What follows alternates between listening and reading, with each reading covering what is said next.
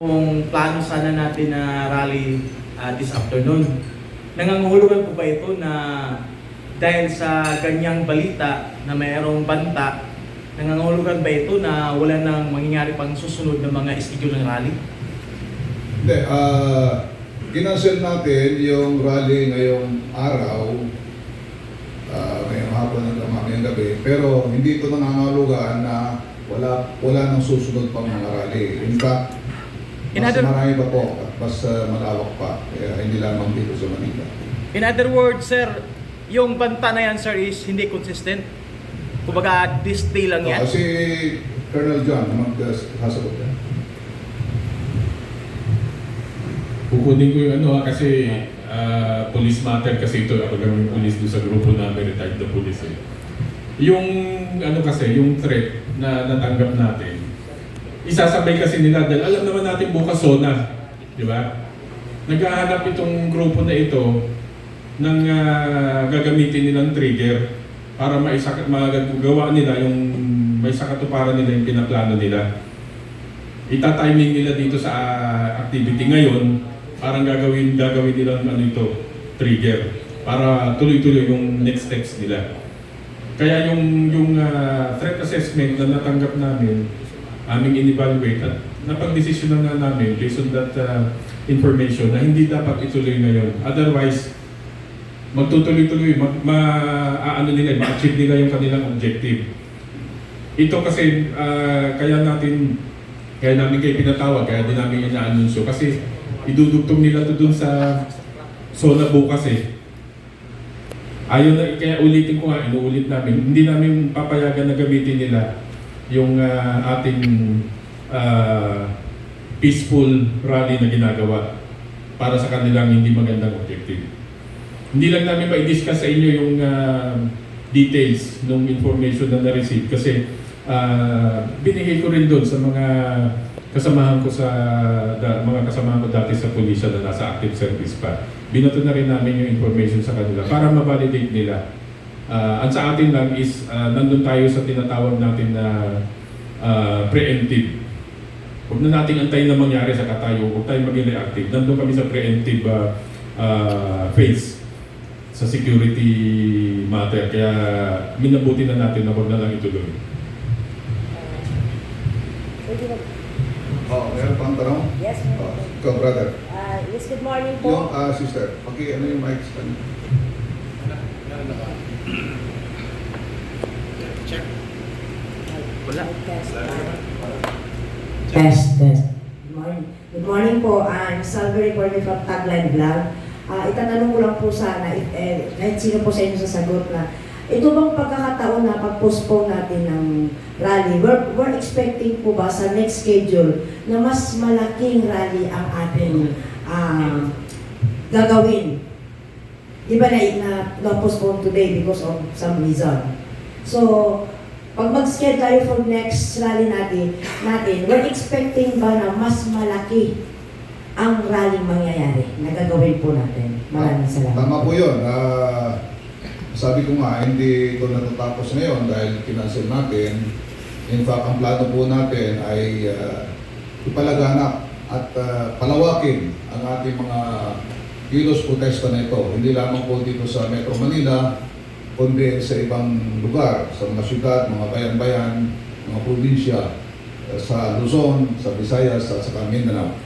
Makakaasa po kayo na lahat ginagawa para lalong dumagsa yung mga tao, lalong lumawak, at lalong mas maraming mga lugar ang pagdadausan ng mga protesta na ito. Okay, sa kanila din siya. Tanong. Ikaw? Ate Melby sa YouTube channel, sir. Tanong lang. Okay na lang yung mic para... Sir, Ate Melby sa YouTube channel. Tanong lang, hindi naman natuloy yung activity natin ngayon.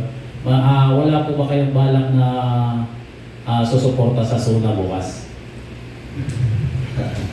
Yung SONA kasi, of course, karapatan natin lahat ng Pilipino yun, ano? Of course, yung UPI ay hindi directly kasama doon, pero tayo kasama bilang mga individual na mga Pilipino. At karapatan natin makinig at malaman ang report ng ating Pangulo sa isang taon na nangyari mula nung sinabi niyang mahiya naman kayo, lalong-lalo na dito sa matinding korupsyon na nangyari sa atin.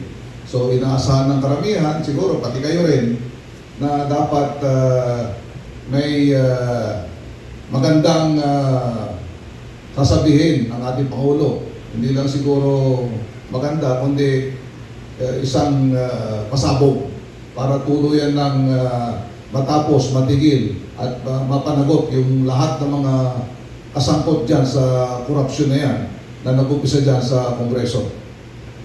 Sir, follow up niya. Sa tingin niyo ba, sir, may aasahan ba tayong magandang sasabihin sa Pangulo bukas?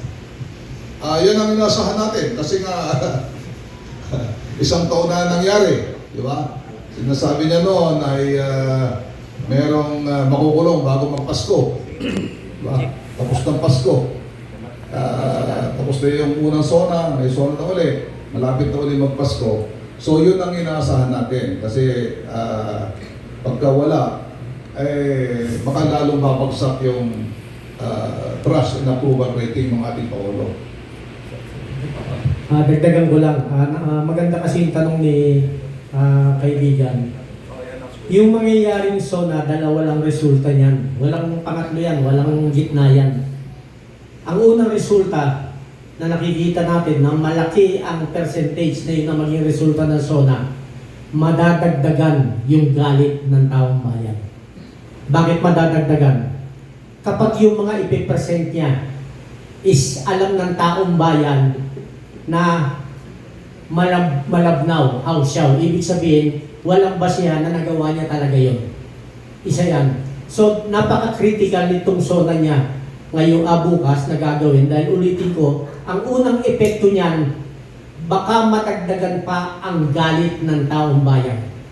So, pangalawa, kung magkakaroon naman ng mabuting epekto ito, nakatanggap-tanggap sa taong bayan, siguro, inihahabol nga nila yung mga makakasuhan, di nyo ba napansin?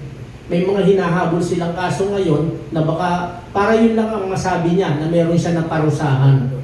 So ang taong bayan kasi mulat na mulat na. At tayo tututok rin tayo actually. Nasaan man tayo, nasa sakya, nasa bahay, tututok tayo kasi concerned tayo dun sa sasabihin niya Kung ito ba ay talagang nanggagaling sa puso niya or for optics lang para masatisfied ang karamihan. Ulitin ko, hindi tanga, hindi bobo, hindi mangmang ang taong bayan. Alam nila kung ang sinasabi ng isang leader makatotohanan or pawang kasinungalingan. So magbantay tayo at maganda mag-analisa rin tayo. At tingnan natin kung yung remaining na 1 year niya at siguradong may ipapangako siya, nasa last stretch na siya ng presidency niya kung magagampanan pa ba niya yun or mababaon lang ng malalim ang bansa natin sa kawalan. So yun yung inaabangan ng ating mga kababayan.